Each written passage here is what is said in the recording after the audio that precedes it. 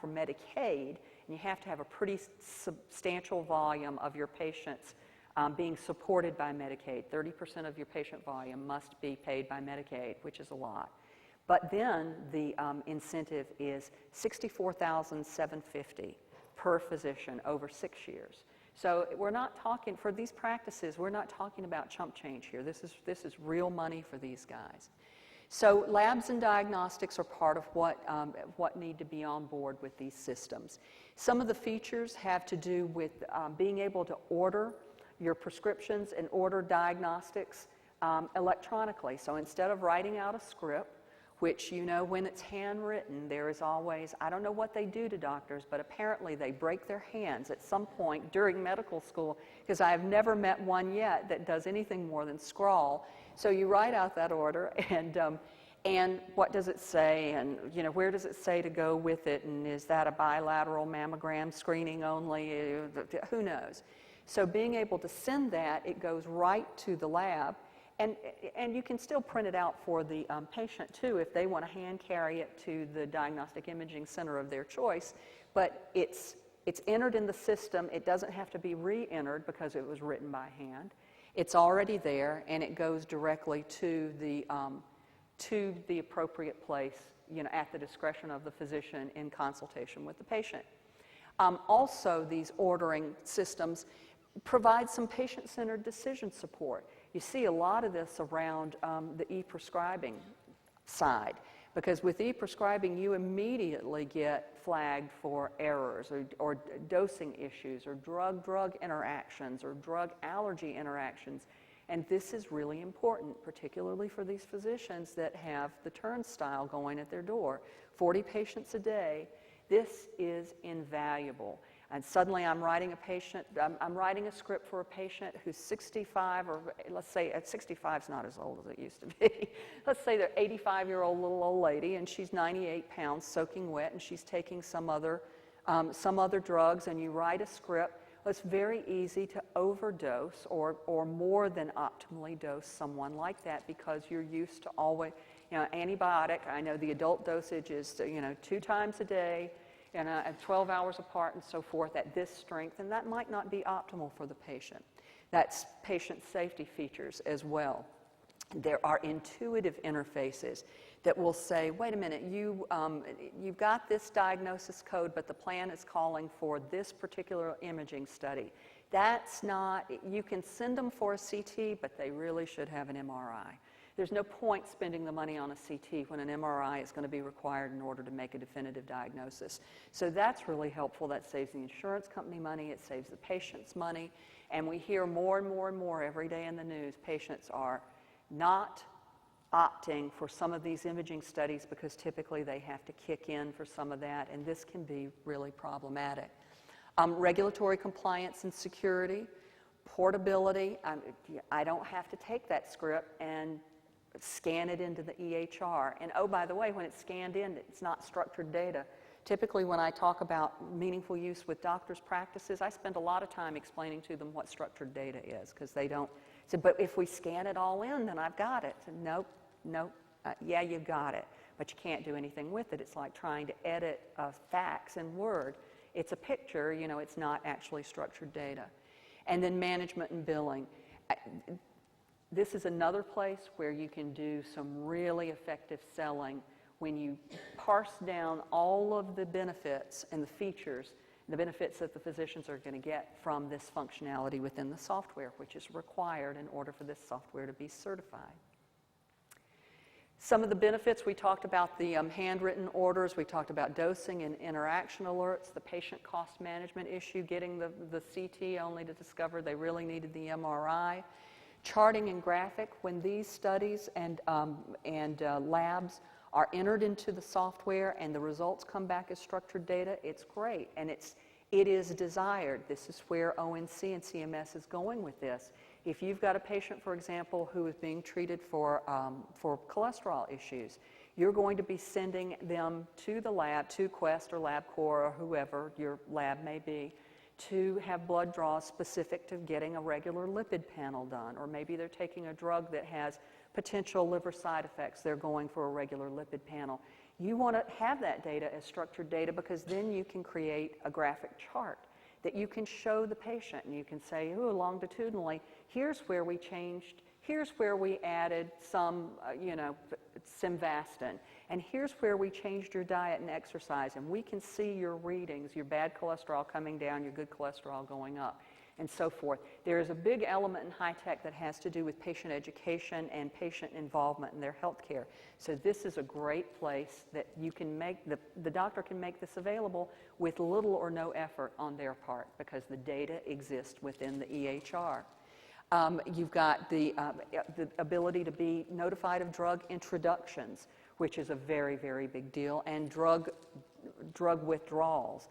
I can tell you about doctors' offices, particularly orthopedic practices, who a few years ago, when they pulled Vioxx and Celebrex off the market because of potential cardiac issues they caused, they spent weeks pulling charts and opening the chart, trying to find the patients that had been prescribed Vioxx, so they could bring them in and say, nope, stop taking it, because not everybody will pick up the phone and say, God, I heard Vioxx is going to make me have a heart issue. So you have to be able to reach out to them. Drug identification. This can become a really big issue in a practice because remember, in the workflow, typically a patient will come in. We don't see as many nurses, registered nurses, in the office environment as we used to because they can make a fortune working in hospitals and specialty clinics. So typically the intake person is going to be a medical assistant or a medical technologist. One thing that drives doctors crazy is those folks, God love them, they don't ever spell the name of the medication correctly, and there are many, many medications that have similar names. And you get not just elderly patients, but other patients who say, well, okay, I take this for blood pressure, and so I take Lipitor, and then I also take Simvastatin. And you have to stop and say, wait a minute, Simvastatin is a generic of Lipitor, or a generic of one of the cholesterol-reducing drugs. And the MA is not going to pick up on that. The tech's not going to pick up on that. But the software will. So, it's recognition. You type in the first 3 letters, and the drop-down list comes down and says, is it this, is it this, is it this, is it this? And it's always going to be spelled correctly. This can help you increase your revenue and certainly improves your efficiency. So if, for example, I've had this experience personally because I had my thyroid removed 100 years ago, and so from time to time I go and I get a blood draw, and they check my thyroid levels. Well, I have gone in and had the blood drawn in my doctor's office and come back and they say, your cholesterol looks wonderful, but we can't refill your thyroid prescription because we don't have any of those labs. Well, that's not going to happen with a good EHR system. Data entry. It's really impossible for me to overemphasize how important this is for you guys. There are 2 primary reasons that up until recently, the overall failure rate for EHR software was 75%. Let me say that to you again. The overall failure rate for software, EHR software, EMR software, was 75%. And by failure rate, I mean systems that have been deinstalled. I mean literally get it out of here, pull it out, I don't ever want to see it again, and systems that just fell into disuse. I know one large specialty practice in Tampa Bay that spent $750,000 and they used that EMR basically as a scanner. In the past, it has been because the software, I hope there are no vendors in the room. I don't really want to offend anybody. But let me just say this. Up until recently, the quality of the software has not been particularly good. And it has not been at all physician-centric. So much so that I tell you, I have been in IT much longer than I care to admit. But I have never seen a vertical where software development was done with so little regard for the end user. It has been a nightmare. And I've heard many a vendor tell a doctor, oh, my software works perfectly. All we have to do is rearrange all of your clinical processes to match the software process. And I tell the doctors, the first time your vendor says that, show them to the door. Because that's not true. If it's true, that's not a product you want in your office. Your clinical processes need to be more or less sacrosanct. Installing an EHR is a good time to review your processes, but the clinical process is at the heart of the engagement for the physician. And the physician, they don't want to change those. And they shouldn't really have to, because there are some important QA features built into that clinical process. And they're going to fight you tooth and nail, because that's, in their mind, changing those processes introduces additional unnecessary risk. And they're already paying enough in their malpractice insurance. So the clinical processes need to stay in place. So first and foremost, the software has not until recently been as good and as physician-centric as it needs to be. Second of all, data entry has been a nightmare. There have not been multiple modalities for data entry that have really been effectively usable until recently.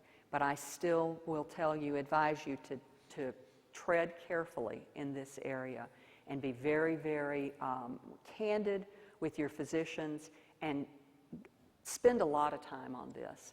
As there are basically 4 modalities. You've got your desktop PCs, you've got notebooks and laptops, you've got tablets, and you've got PDAs. There is no software for which a PDA in and of itself is alone acceptable. And desktops you're going to see primarily in the front office, and radiologists and other physicians that need large displays at high resolution, which is primary radiologists, but sometimes cardiologists as well, and some other specialties. They're going to use desktop PCs or a laptop connected to, a high-powered laptop connected to a couple of massive monitors. For the most part, what ambulatory docs need are ambulatory systems, notebooks and laptops and tablets. But here's where it gets really tricky. Most physicians are not touch typists. There are a few, some of the younger docs who have had experience in med school and as residents using tablets and notebooks and laptops. But most of them are not touch typists. So in order to use a notebook, they're talking about having to use a touchpad or a mouse, mousing all over the screen, trying to click on the appropriate radial buttons and whatever they need, typing, trying to find the keys, and not being able to make eye contact with the patient. And that's very important to most physicians. So for most doctors, again, unless they're touch typists, and I have a few clients, and they're fine. They're making complete eye contact with the patient because they can. Most doctors are going to need to use a tablet, and they don't know what that means until you show them. So be prepared to walk in with a tablet when you demo your software so they can see tap, tap, tap, tap, tap with the stylus or the pen or the finger. It's quick. I've got my template out right here. Your tablet's the size of a clipboard. I can do this. I can do this. If I need to write a note for the progress note, I write right on the tablet. Handwriting recognition software is unbelievable, although I still have a few docs that it's not going to work with. And it's not as hard to learn, but there is a learning curve. And from my own experience, I've got a number of implementations going on right now. Put that tablet in the doctor's hand as soon as you can and get them using it before you ever do the implementation of the software. So they get comfortable with the tablet. So they know the first time it falls off of the examining table or off the desk, it's probably okay. You know, don't sit on the screen, but otherwise they're a lot hardier than they used to be. So that they're used to using the tablet, so when they have to deal with the learning curve of learning the software, it's not both the mechanical as well as the software interface that they're dealing with.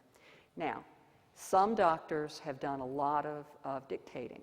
Not so much anymore as it used to be. I have an allergist immunologist that's all he does, and he's got a dictaphone on the wall of every examining room, and he dictates right in front of me. His doctor is a 53-year-old female, represents blah, blah, blah, blah, and the whole letter's done to my primary care physician before I walk out of the office.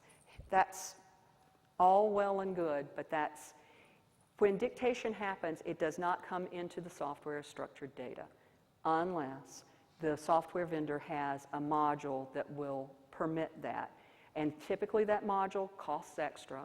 And typically, in order to navigate the structured fields in the software, the doctor has to learn tab field, tab line. You know, they have to